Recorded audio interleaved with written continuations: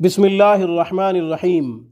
سامعین کرام، جب ہم کسی پریشانی میں مبتلا ہوتے ہیں یا کسی بھی مشکل میں پڑ جاتے ہیں تو ایک گھبراہٹ سی ہوتی ہے، دل کے اندر ایک ڈر ہوتا ہے، دل کی دھڑکن تیز ہو جاتی ہے، گھبراہٹ سے مزید پریشان ہو جاتے ہیں۔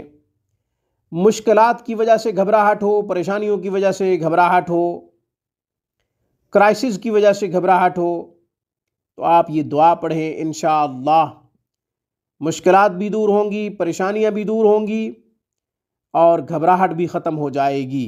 ہم اکثر سنتے ہیں لوگوں سے، وہ یہ کہہ رہے ہوتے ہیں کہ دل بہت گھبرا رہا ہے، اچانک گھبراہٹ ہو رہی ہے، نہ جانے کیوں ہو رہی ہے، حالانکہ اس کا کوئی نہ کوئی پس منظر ہوتا ہے، حالانکہ اس کے پیچھے کوئی نہ کوئی وجہ ضرور ہوتی ہے، یا تو کوئی پریشانی ہوتی ہے یا پھر کوئی ایسا معاملہ جو لٹک چکا ہوتا ہے، اٹک چکا ہوتا ہے، وہ سلجھ نہیں پا رہا ہوتا، اس وجہ سے دل پریشان ہوتا ہے، پھر گھبراہٹ ہوتی ہے، یا پھر کسی مشکل میں مبتلا ہو جاتا ہے، یا پھر بزنس کرائسس میں جب آ جاتا ہے کوئی شخص تو پھر اس طرح کی گھبراہٹ ہوتی ہے۔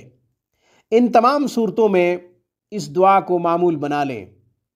قرآنی دعا ہے، آیت نمبر 24 ہے سورہ قصص کی، آیت نمبر 24 سورہ قصص کی۔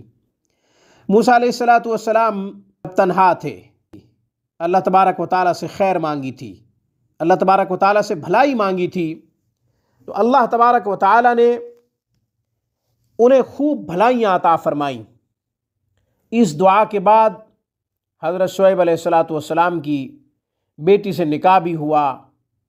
اللہ تبارک و تعالیٰ نے فرعون اور اس کے ساتھیوں سے نجات بھی عطا فرمائی۔ وہ دعا آپ کی خدمت میں پیش کرتا ہوں۔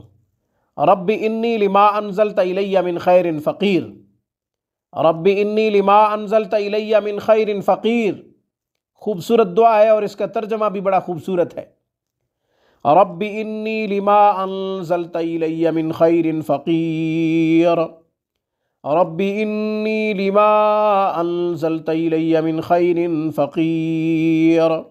یہ دعا پڑھیں، ہر نماز کے بعد معمول بنا لیں، 3 دفعہ، 7 دفعہ، 11 دفعہ، یا پھر اسے یاد کر لیں، کثرت سے اس کو پڑھا کریں۔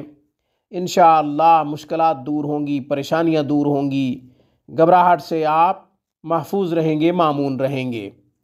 آج کی ویڈیو میں بس اتنا ہی۔ السلام علیکم ورحمۃ اللہ وبرکاتہ۔